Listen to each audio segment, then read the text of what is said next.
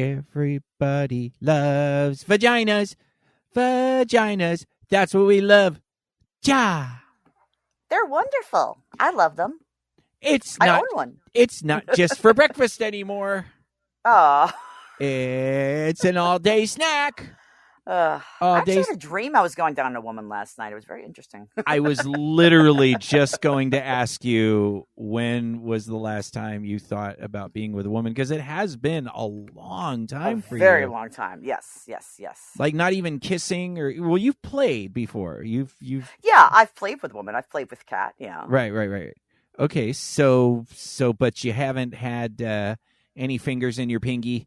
Or no, it's been a long wow. It's got about at least 7-8 years. Yeah, really, that long? Oh, wow, yeah, that long. Yeah, when I was still with my poly exes. So, oh, okay. So you're starting to get that 7-year little, literally 7-year itch, little 7-year itch there going on there. Guess it. I mean, it makes sense. You know, there's a certain amount of time that goes by. Mm-hmm. And it's time that goes by. Get it? By? Because that's the man.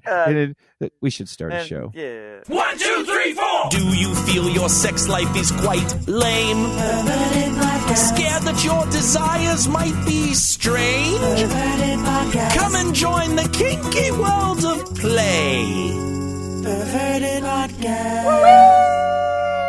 Oh my God! It's Perverted Podcast. Ah! Hello and welcome to Perverted Podcast, the show where we explore the adventures of the human mind, sex, and whether or not Pathgirl's going to get her mouth on a vajayjay anytime soon. Record your Count Boogie and recording on Zencaster, where I've been enjoying my weekend being upside down, and it's not because of suspension rope play. I'm Pathgirl. I'm Count Boogie. Am I even going to want to ask if you've been why you've been upside down? No, because of Stranger Things. I binged all 4 episodes. It's so good. Oh my god. It's so good. Oh, you've been upside down. Stranger Things. Yes. Season 5, volume 1 through 4. Volume 1, season episodes 1 through 4. Oh my god, it's so amazing.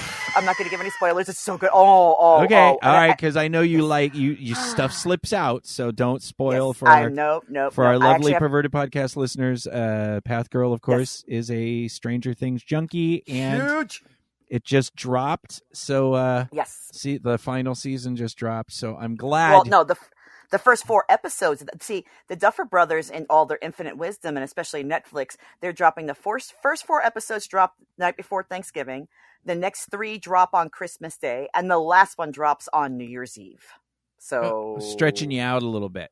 Well, yeah, but stretching it's just, oh my god, it's so good. All right. Yes. So that, of course, means poor Donis's penis has not gotten any attention.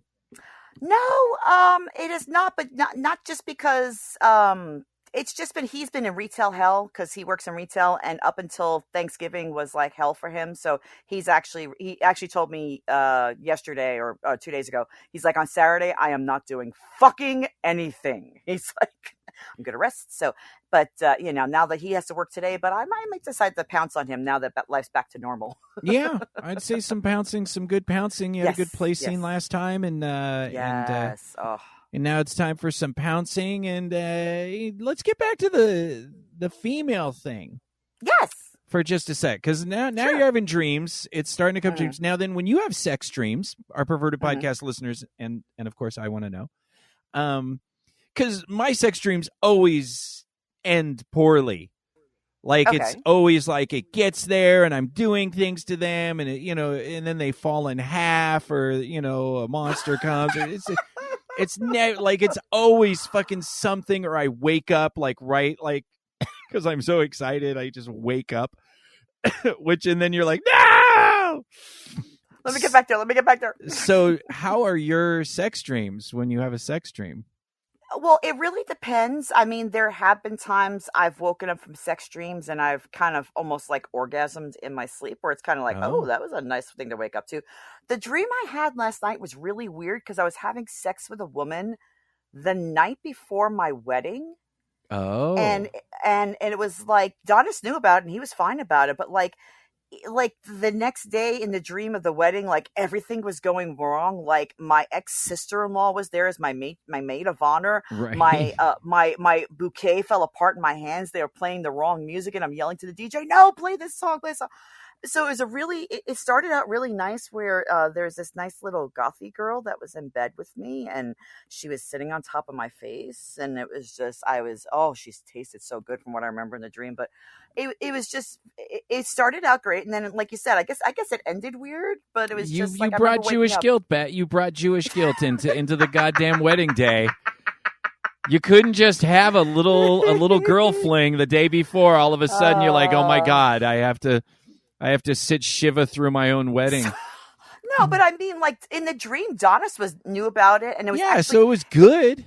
Well, it was somebody that I was familiar with. It wasn't somebody I recognized out of the dream, but it was somebody like, "Oh, hey, this is a friend of mine," and she's like, "You want to have some fun?" I'm like, "Sure." I mean, as you should say. Yes, yes. Right. And I do remember fingering her, and she was loving it because she was squealing a bit. It might be time to pursue that a little bit, maybe. A little bit. See. Well, I mean, go slow. Obviously, you've been working up towards this for a long time, but obviously have a discussion with Donis and maybe just start with some, like a little play with maybe some petting and fingers and kissing and see how that goes. Definitely. And then get that. Do you have a strap on still? Yes, I actually have 2. And actually, now that I've lost weight, they'll probably fit a hell of a lot better. Yeah. All right. Something to look forward to. All right. Good. I like it. Your dirty minds need to get wise. Be a smarter, naughty slut from the stuff we talk about on Reddit. All right, Path Girl. Yes. This is it. We're going to dig into this. And I don't know how well you know me, but you probably know that I'm not going to be super dom supportive on this one. Where do you find these, by the way, where it's just like, holy crap? These, I'm like, where? Here's what's good about this. And this is why these topics are very, very good, especially for newer people. If you're newer to Perverted Podcast and you haven't been through all the 3,000 discussions that we've had, these are important discussions because they're really good. Because this is what you do when you're new, is you get into relationships and you're trying out dynamics, whether you're dominant or submissive. And when you don't know things like this are like, oh, this is normal because I don't know any better. And it can literally ruin your kink experience. Yeah. It can literally make you go, oh, if this is how it is, then fuck this. I don't want to do this.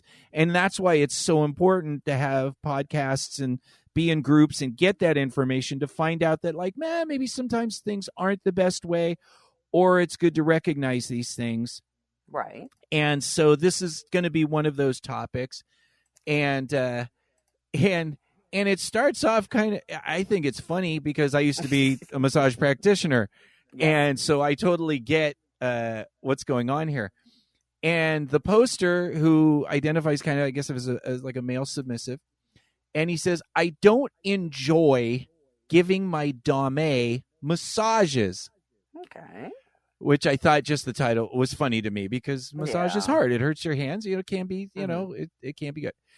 What the title says, they're not a limit for me. They're not physically painful or mentally distressing. I just really don't enjoy them. Okay. I used to only give them occasionally, and now they're a regular thing because obviously your dame's like, oh, I like this. This is great. Free massage. We recently had a discussion where I admitted that I don't enjoy massaging her. Okay. Here it comes. Here it comes. I'm just going to take a breath. She wants me to be honored to massage her and to be happy that this gives her pleasure. I said, I'm happy that it does, but it doesn't mean I like the act of giving massages. I likened it to cleaning the house. You like living in a clean house, but that doesn't mean that you enjoy the act of cleaning. You'd rather be able to snap your fingers and have everything clean. So there is a happiness at the end, it's just the actual act, the chore. Yeah, the chore of it isn't, oh my God. I'm in chastity. So he says, I'm in chastity, which means he has some sort of cage around his junk, and that she's the key holder. And she said that she's going to stop teasing me, which she knows is my favorite part, until I'm happier to give massages. Ugh. Fucking.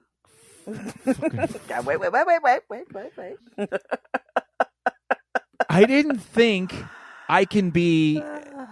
I'm willing to give massages when told to, but it's just not an act that brings me pleasure. Right. Now he tries to justify this, and that pisses me off too, because he shouldn't be having to do this shit. Neither of us is angry when we discuss this. I was scoffing, and she was laughing about it half the time. I think part of her is amused by the whole thing. But she is serious about the teasing stopping until my mindset changes. Okay. Look. Just breathe. This is the difference between dominance for real and somebody who is a fantasy dominant.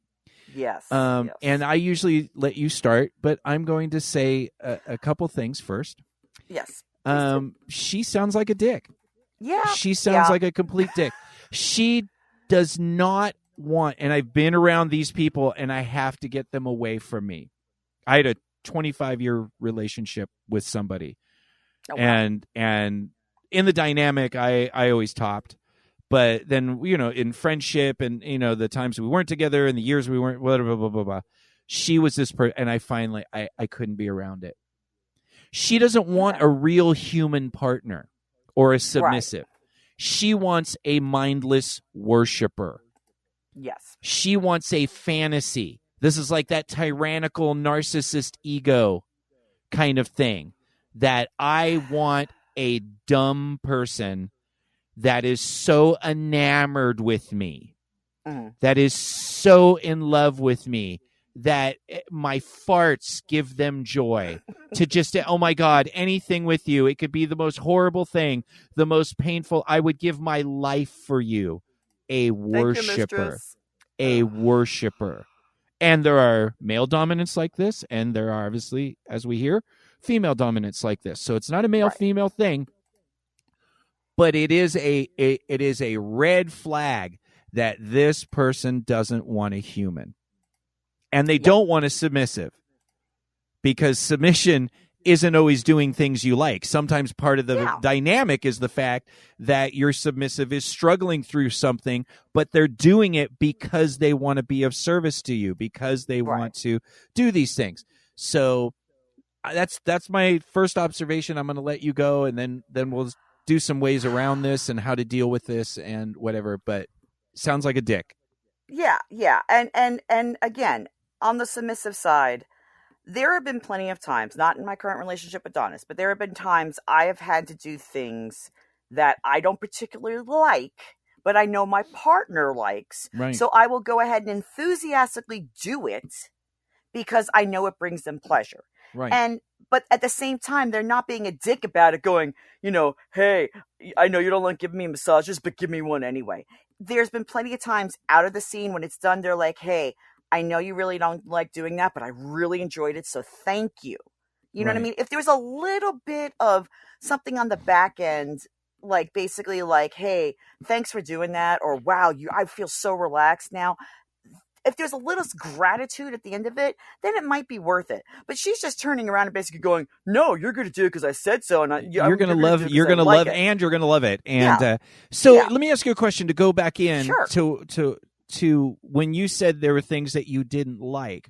As a submissive, is there a certain sense of accomplishment and kind of a rush, which I've heard endlessly, that when you don't like something and when something is a challenge, that it gives you even more of a sense of that submission because you don't like it? I guess a sense of an accomplishment. I mean, it's also like like it kind of almost like I could push that I don't like it feeling aside because I'm seeing them bringing them pleasure. Right. So I kind of like focus on that because so maybe the accomplishment wasn't the right word, but keep going. But yeah, it's basically like I know I'm giving them pleasure, so it's kind of like that feeds into like, oh cool, I'm my little submissive swishy butt, like, oh, they really like that kind of thing. Right. It's but I mean, like, for them to kind of rub it in my face and go, you're gonna do it anyway, and basically like in the drill sergeant, you're gonna do it, you're gonna like it. No. And I'm going to take away your favorite thing that you love until you somehow change your brain. Yeah. You have to change your mindset. What she is asking him to do is literally, you are going to not be a human being anymore with likes or dislikes. You're going to have to now just figure it out. Yeah. You're going to have to figure out how to like this, or I'm not going to do the thing that you like the best. Yeah. Yeah. That's fucked up. I mean, there's been plenty of times like I've been in a scene and like, I'll negotiate all my toys before a scene, but then like somebody will bring out a cane. And I love caning, but at the same time, it fucking hurts. And I'll see them like break out the cane and I'm like, no. And they're like, well, no, you said you want to use it. And I'd be like, I know I'm going to get to where I want to be with it. But at the same time, it's like, no, I don't want it, but I kind of want it. So I just don't understand why she's being such a bitch about this. And because she wants worshipers. Well, she doesn't want a human. Yeah, and it's just like, part of a dynamic, whether it be dominant, submissive, top, bottom, even master, slave, there's care for the slave afterwards, where it's just basically like, hey, you endured something you really fucking hate, and I appreciate you for it, and I'm going to reward you for it. You know what I mean? It's just like you said, she's just basically like, give everything to me. We've talked about like pleasure doms, where it's just basically like a submissive goes, give me everything. This is the opposite, where it's like, she wants a pleasure sub, like, I'm going to take everything I want and fuck your feelings. Yeah. I'm going to take a breath, because once again, we don't know her side of the story. True. Even though she sounds like a dick. Complete dick. But we don't know all the things. And maybe she's just a bad communicator. And maybe this is hiding in a lot of insecurity. That what is the reason that she wants worshipers, mindless worshipers? Is it because she has a lot of insecurities herself? Is it your job to address those insecurities with her?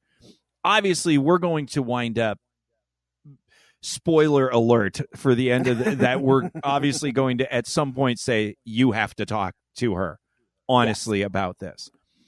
If she was, and I'm once again, true dominant, real dominant, best dominant, my suggestion for this would be, if she was a more legitimate practicing dominant in ethical whatever we do, she would be not just working on making you like it, but working with your mindset about what the service means to you.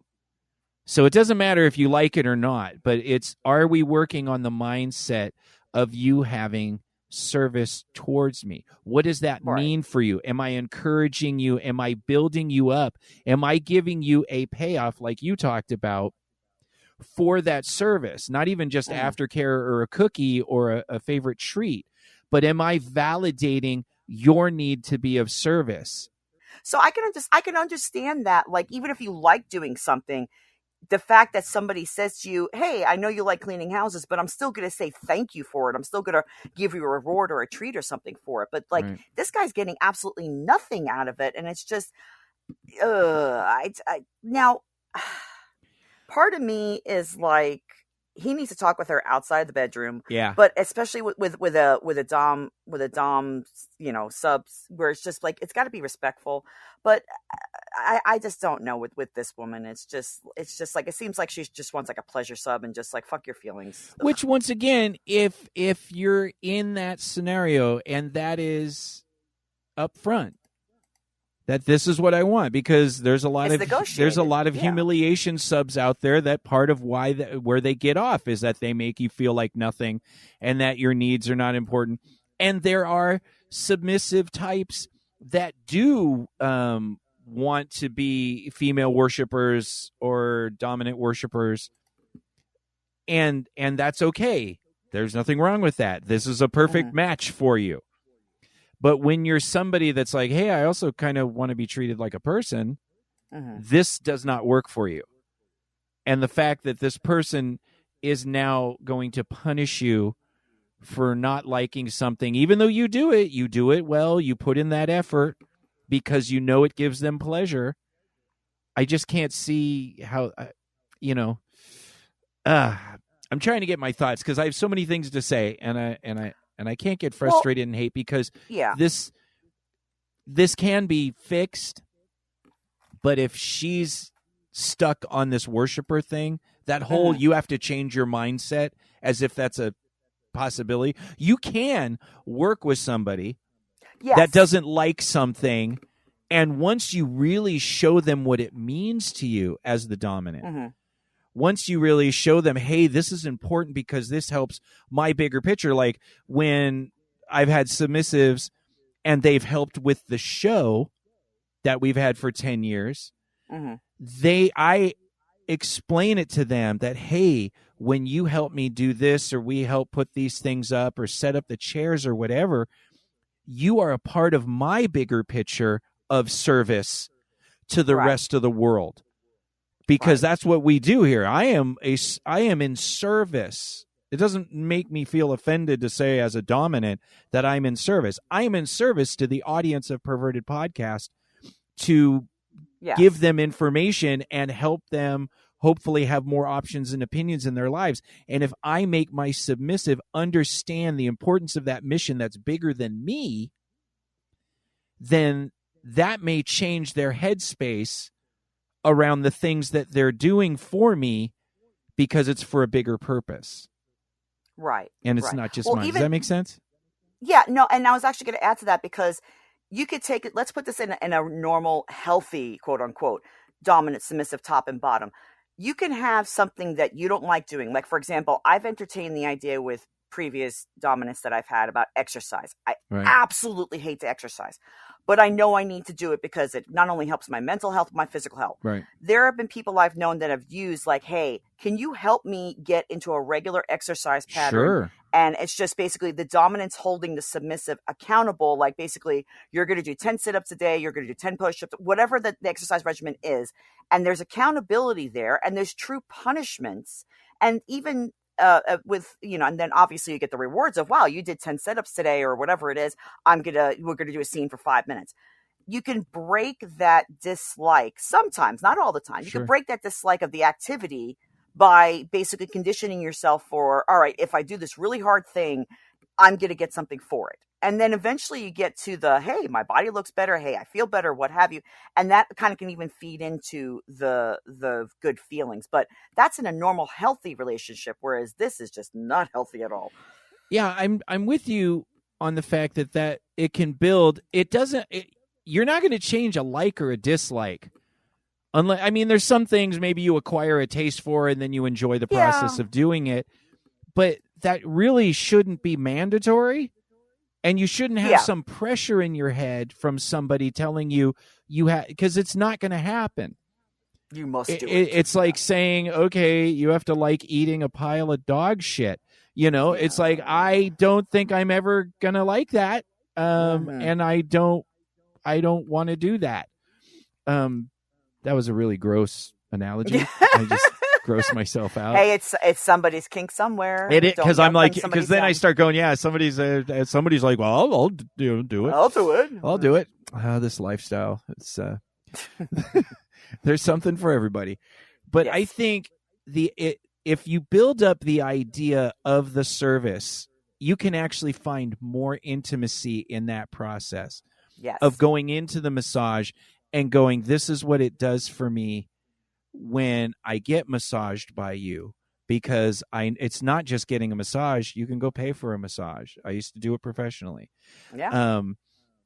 But it's getting it from you actually makes me feel more dominant. It makes me feel more cared for. It makes me feel more built up by you. You are enhancing my life. There's so much positive reinforcement that can go. And then for me, it would be like when I had submissives and I gave them tasks that I knew they didn't enjoy. For me, that was just, I felt more honored. I felt more worthy. I felt more built up. I felt like this person cares enough about me to do something for me in service, even though they don't really like it. For me, that was way hotter. Yeah. You know, but you gave them recognition for it. That's the difference. Yeah, there was surely going to be, validation and yes, punishments, not punishments.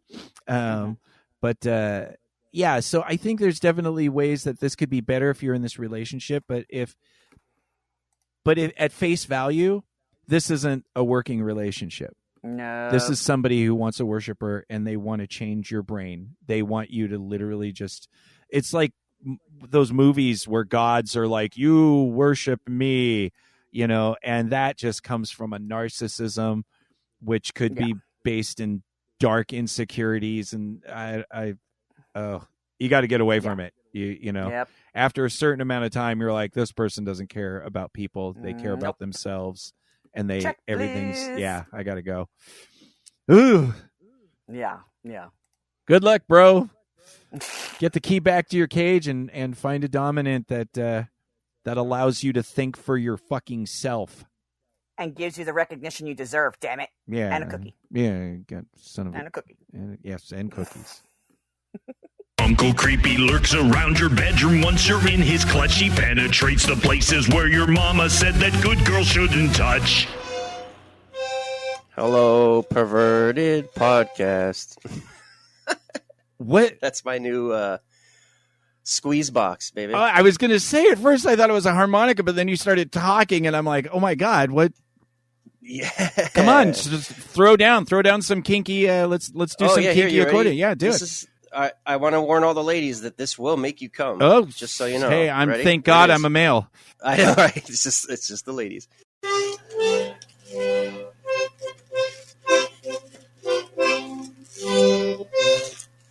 You have mastered that. Believe it or not a single lesson. My God, you're like a prodigy.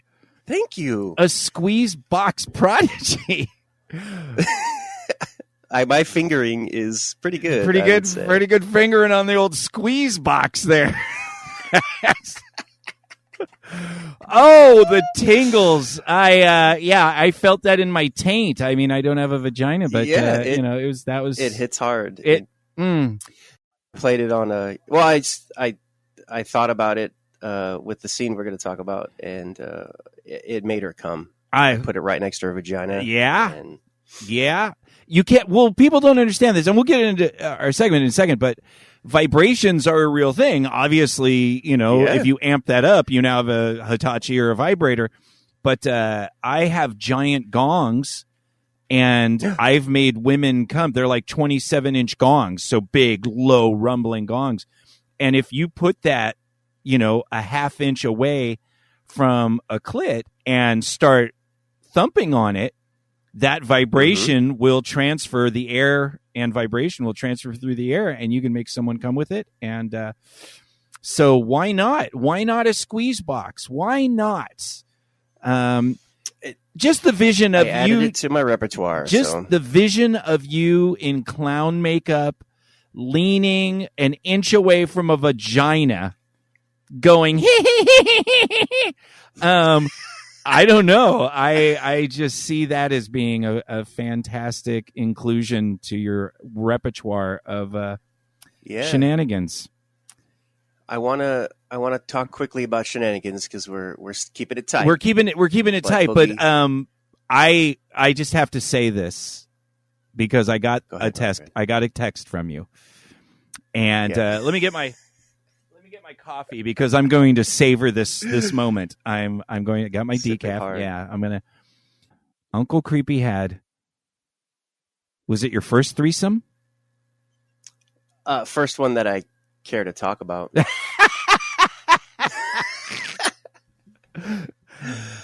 Yeah, I had myself a MFF threesome, and it is I mean, how do you describe one of the best days of your life? I do admit that the two girls said that I orchestrated it. Okay. Which I deny. I believe they were lusting for each other long before I got my creepy tendrils in there. Sure. There was a moment in which I did play them against because I was smacking them with my toys in the living room, and then when they would grab it away, I ran to the bedroom to grab more toys, and eventually they learned to come into the bedroom to stop me, and that's okay. So there was some guiding, there was some teasing, there was a little gentle manipulation. Yeah, they just gentle Uncle Creepy manipulation, where I basically stuffed one's face into Mina's face. Actually, I'm pretty sure I can mention her name. She's bright red next to me. Right. I call her Animagus, but she goes by Annie. Oh, great. I stuffed her face into Mina's pussy. And yeah. I would definitely say at that point you're slightly upscaled in the instigation. Once you physically take a person's head and mount it into the mound vagina of another, that would definitely... You've now stepped over into the, you had a part in this. Yeah, I worked it. But let me say, Mina, she did not need any push. She got in there, and I did not see her face rise up till there was a glistening little, what does that be, a poon rise? A poon rise. She came up for air. The vagizin. The vagizin, yes. From the vagizin, from the vision of the vagizin. Let's just say there was some fresh Mountain Dew. And, and I was weaseling my way in and out in between the two of them, inserting, finger in, fucking, all that good stuff. That's amazing. It is an amazing thing to do. And, I have so many things that I could say about this, other than it's just fun when you have everyone in the bed and everyone's into each other. And it just becomes very playful and free. And if I believed in a God, I would believe that God would have everyone experience multiple partner sex, because it is it's a lot of responsibility. Especially if there's a dynamic where there's a top and then two bottoms. Because you have responsibilities, you have things you have to do. You're orchestrating, and you have to make sure things keep going. And there's definitely, you can't just. It's not like the fantasy where it's like, they're just gonna sit there and I'm gonna fuck them. There's work. That's interesting, but there you got to. There's work and toys out. Yeah, you have to keep the things going, and kind of know when to back away, especially when the two are getting into each other and they're having a moment. Like you back out, maybe you just pet, you're just doing some petting or whatever, or or sometimes just pick up a guitar or your little squeeze box and sit at the edge of the bed and let them serenade. Serenade and entertain. But I am an atmosphere creator. That's what exactly it. We create an environment that makes them comfortable enough to feel that freedom, and then we get to partake in some glory. Orgasms. Yeah. That is awesome, and everyone had a good time and seems to want to be there again. That's the thing. Is it a repeat? Thumbs up. Yeah, I'm getting thumbs up. I'm pretty sure it will be a repeat. We were going to do something yesterday, but after the party, we were beat boogie to segue into scene creation, into atmosphere creation. I had the Christmas party at the NC Croft. They gave me permission to mention them. It's one of our local dungeons here. I did a forced Christmas tree clown scene. With a cute little, how do you describe her? Pain slut, like masochist. Yeah. So we negotiated. We were talking for a while. We were supposed to do this back in October. I brought her to the club, or she brought herself to the club. I brought her over to the spanking bench, tied her up with tinsel. Thank you for your advice on that. I added some balloons. I draped the tinsel over her. I got some battery-powered Christmas lights. Again, thank you for that. Yeah. Draped them over her. And then I tied her hands down. After I had made her open the toys I was going to use. I wrapped them in presents and made her open them. Oh, nice. Yeah. And she got to see what I was going to hit her with. And then I tied her tits with balloons. I tied her arms down with balloons. I draped Christmas lights over her. Then I beat her tits and thighs for a while. She got a little sore and moany. And then I held her back and I painted a clown face on her. And then I did that. I drew a Christmas tree on her with little Christmas lights. And then at the end of the scene, because she was a good girl, I printed out this goofy looking star that she wanted on my 3D printer and put it on her head. It says, "Your did it." Yeah, she was objectified to no end. Yeah. That is a lot of prep. I mean, this is. I got to point this out because this show is going to be basically beat up on the dom, beat up on the sub show. That's apparently what the show is. But I want to point out that this is one of the things that's fun. Because you put in a lot of prep to this, and that's what makes this lifestyle so fun, is that it's not just about fucking or just about spanking, but like if you really allow your creativity to come out, like this is amazing with the star and the wrapping the toys up as presents and all the stuff that you put in. There's so much fun in that creativity. And when you're doing that for somebody and they see all of this effort that you're putting in for them, that just, intimacy and connection, just they really come from effort, in any relationship. But in this in particular, it's just so fun to hear how much work you put in and that it just pays off. Yeah, she loved it. She messaged me about how she enjoyed it. Checked in this morning. She's doing great. Great. Typical Uncle Creepy. I was just like, oh fuck, she's gonna hate this. I'm doing shit. And I didn't do any. I failed. I didn't do this. God. I didn't do this. I failed. I should have done this and this. And then while I'm in the zone and I'm hitting her and beating her and everything, and then my partners after the fact were like, yeah, everybody was laughing and enjoying it and fucking. I did some pretty good scenes yesterday. All right. That is amazing. You are a prolific squeeze box clown making motherfucker. So very proud. And pervertedpodcast@gmail.com if you want to be part of Uncle Creepy's new magic castle in North Carolina.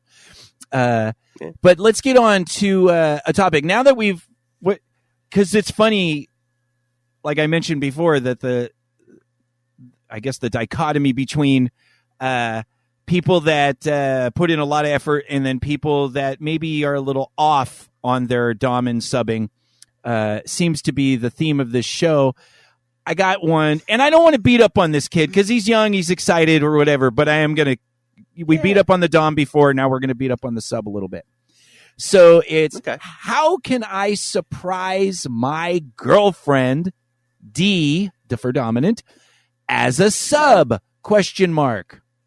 And then he's like, oh, this is a throwaway account because she has my normal Reddit. My question is basically what the title says.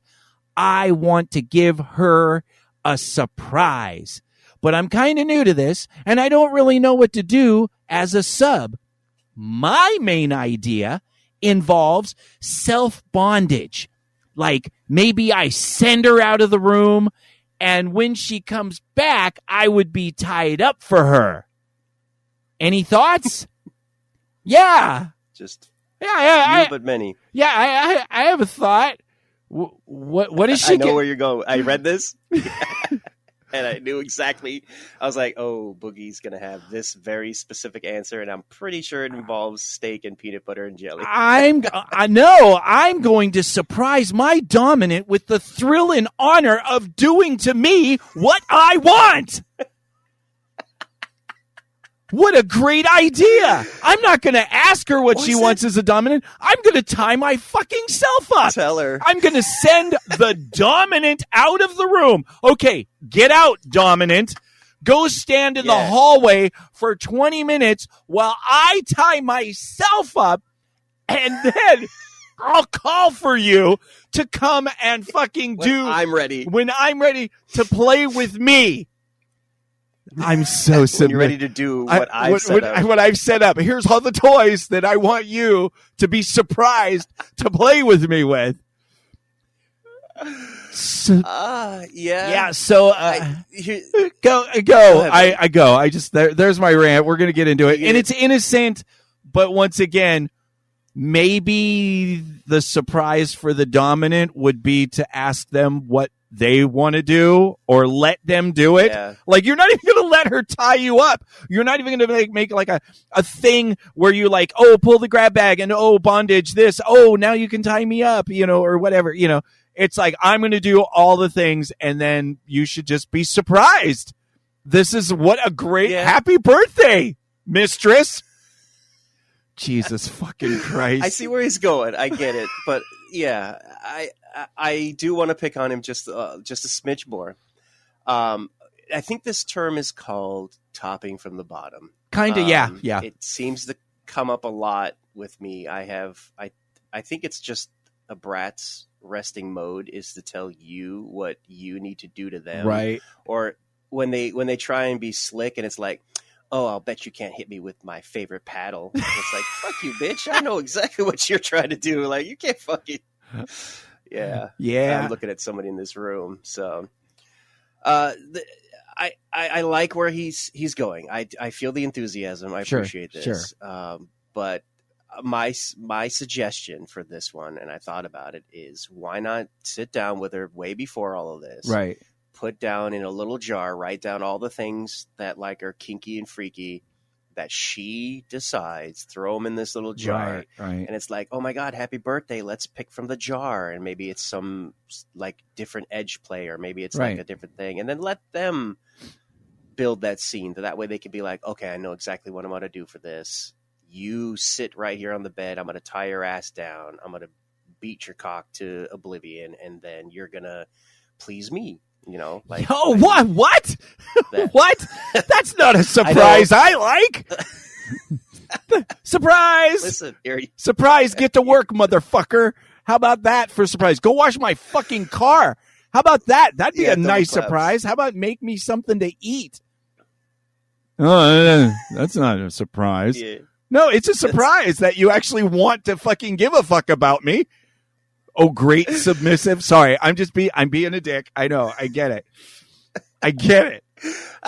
It's there. It's funny. But at the same time, like, our dynamic is different from theirs. So a lot of the times you see this coming through, and I think it's a more commonality here where a lot of people are just like more trying to be more precious with the gift of submission. Right.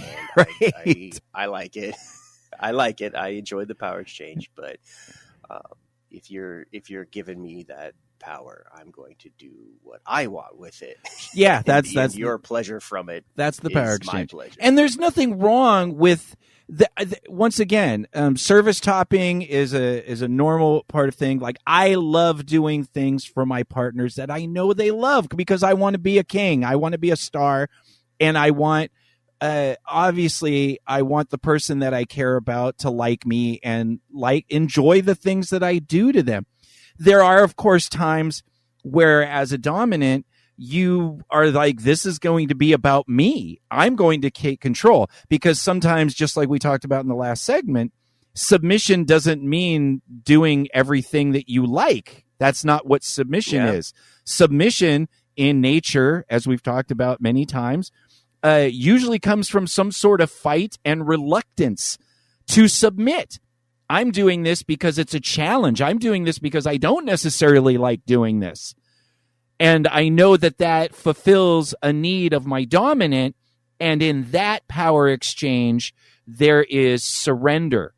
And that there are all the other emotional and intimate things that we talk about in this lifestyle that don't come from I love everything. So, of course, it's great if you love most of the things that your dominant loves to do to you. That's a great connection. And if there's too many things that your dominant loves that you don't love, then you're going to have an imbalance, and it's not going to be fun, and it's not going to be fulfilling for you. But there does need to be a little bit of that give and take, because you're kind of missing out on some of the deeper headspaces in submission when it's things that are actually kind of a challenge for you, when it's things that you don't necessarily, it's not your favorite thing. Yeah. And, and I've felt that on the more dominant side as like, well, they don't really like this, so I'm just going to keep doing things they like. And I like the heavy spanking and they don't like it. Right. And it's become a challenge for me to find that balance between, doing what they want and what I want, because I feel sometimes that, I just want to keep doing what they want. So, I don't know, they like me better or they enjoy the play more, that kind of thing. When it comes to a point to where I feel like I have a thing that I feel that it's like an icky kind of feeling, then I don't go to that point. I mean, I did, and obviously in my younger days, I was a big people pleaser, and I'm like, oh, I want her to love me because I didn't feel valuable, and I didn't feel like I deserved to be cared about, and I didn't deserve to be valued. So I was constantly, and it was disastrous because chicks just gets, women, men, anyone that is looking for dominant energy, it becomes very bored very quickly with somebody that is now just pleasing you, because they don't feel that intensity.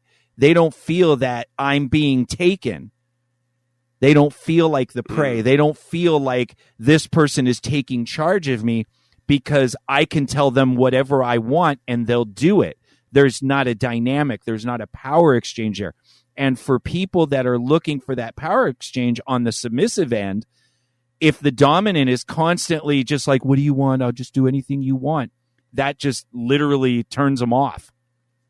If it's a scene where everyone's like switching and you do some to me and I do some to you, and then the dynamic switches, that's one thing.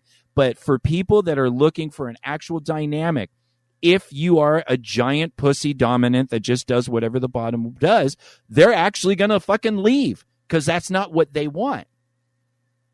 They want, if that's what you've negotiated on the first. Yeah, part, and obviously you're gonna, everything's got to be negotiated.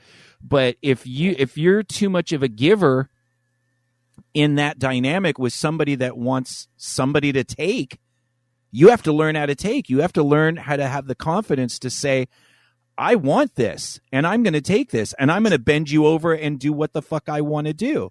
And if you have a safe word, we've negotiated the safe word. We've negotiated what your limits are, blah, blah, blah. But once we've done that, I'm going to take control now, because I'm the fucking dominant. And if I'm constantly giving, I just feel like that's not what I want to be.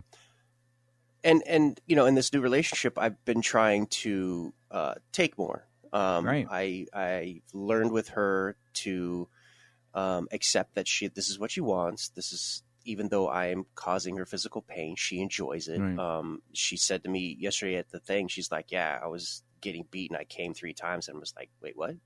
You can do that? That's a thing? So what a crime. What an absolute horrible crime. God, I can't believe she didn't share that. Why are you not sitting Shiva right now with a black veil over your fucking head? Sorry. Oh, yeah. But I'm saying, like, it's that ability that you get with different experiences to recognize what you can take and how you can take it, right. And getting to that point of submission that I want, and being able to provide that give and take has been my journey as of late with both Mina and my new partner, Annie. So, and what's great about that is it's going to be, I mean, for me, the fun part is that it's completely different with every partner. Mm-hmm. It's completely, everyone has their own wants, needs, desires, limits. And so every time you have a new partner, it's it's a whole new thing to learn. It's a whole new experience of getting to know this person individually and finding that balance with each individual. And that's one of the things that goes back to threesomes that is so exciting about a threesome is you have two uniquely dynamic individuals. If you're the dominant in a threesome, you have two uniquely dynamic individuals, and your job isn't just to keep things going, it's to keep things going understanding the differences that they each have, because now you're going to be including that in them playing with each other and you playing with both of them. This one likes a lot of pain. This one likes almost no pain. So I have to be completely on, and I've had this multiple times where somebody has very specific needs that they don't like what the other person likes, and that makes it both exciting and challenging because I now have to emotionally, where I'm like very aggressive, predatory with this person, then I have to literally turn seconds later to this person because they're a different person. And I think ultimately that's the most fun because it makes you more connected to kind of the humanity of it. I don't know if that sounds a little pretentious or stupid, but no, I think it does. And it ties back to the topic where, you can trust that your dominant will be able to accept these gifts, but at least understand that you can surrender to them and they're still having a good time. Yeah. And I think this person can do that with, trusting in their dominant to not be bored with them, and that their surprise is a continuous level of submission, and those kind of goals will help you move forward with these needs of surprise and stuff, and what you can do for your dominant. I think that's a great point, and obviously the excitement of wanting to surprise the dominant just cracked me up when I fucking read it. Yep. It just when you said that to me, and I was like, oh, here yeah. It's trust. In a BDSM kink dynamic, surprise is a very loaded thing. Surprise can go very, very good or very, very bad very, very easily. So because you're like, surprise, knife play. Oh, by the way, I didn't tell you I have trauma with knives because somebody put a knife to my throat when I was younger. And now I'm in the middle of a complete panic attack, freak out, and need to, you've now traumatized me. So surprises in kink when you are new, be very careful about that. But when you do a surprise, know the person better before you. And sometimes it's very innocent.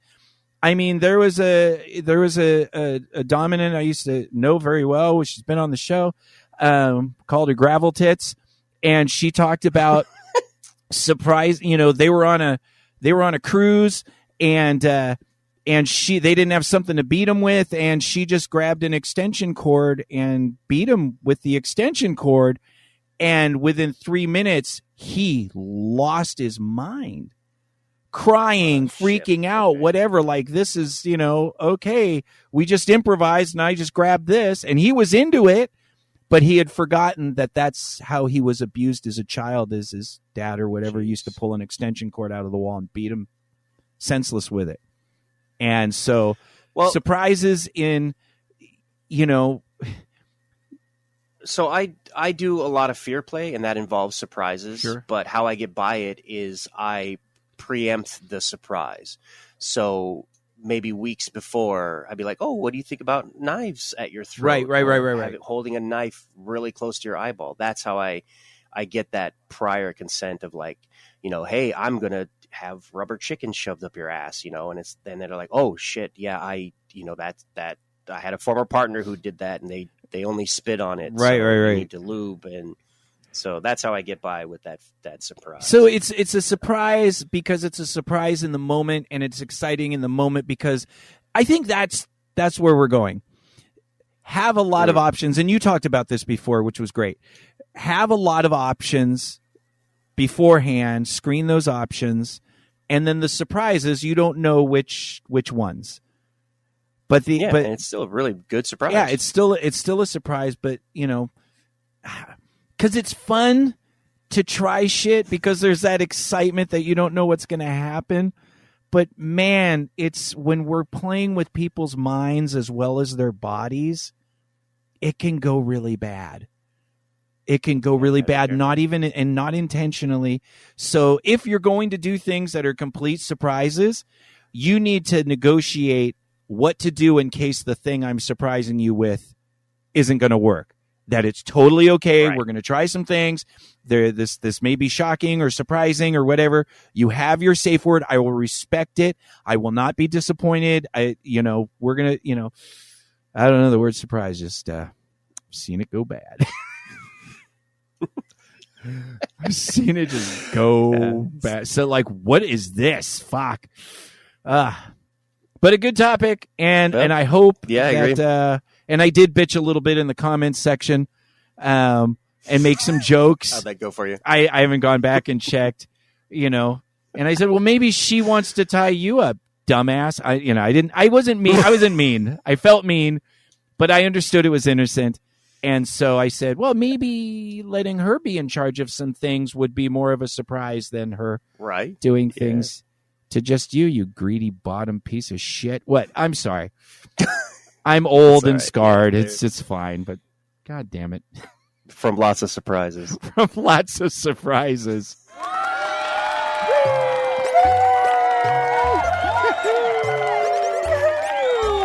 And that is the end of show 440. Thank you for joining us. If you have any questions, comments, or topics you'd like us to talk about, please reach out to us at pervertedpodcast@gmail.com or find us on TikTok and Instagram under the name Perverted Podcast. And on FetLife, there is both a group and a page. Please help support the show by liking this episode and subscribing to the show. And don't forget to share the show with your other kinky friends so other kinksters like you can find us. And if you'd like to support the show a little bit more, please go to patreon.com/pervertedpodcast and sign up for our $5 if you give a fuck level, and you become a pee-pee sugar zombie. And with that support, you get our show a few days early and our illustrious half a pee-pee episodes now with more extra Uncle Creepy.